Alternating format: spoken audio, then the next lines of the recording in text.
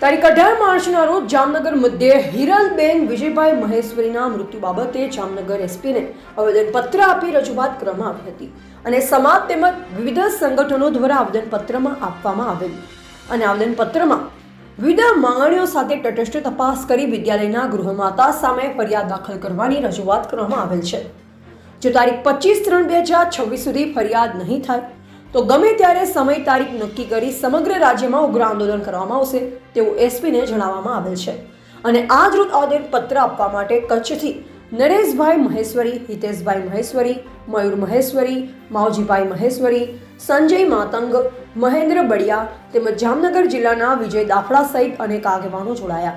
તેમજ દ્વારકા જિલ્લાના મહેશ્વરી સમાજ સહિત અનુજાતિ સમાજના લોકો તેમજ બહેનો મોટી સંખ્યામાં જોડાઈ અને ન્યાયની માંગણી કરી હતી। રિપોર્ટર ગોવિંદ માતંગ, નિરોણા।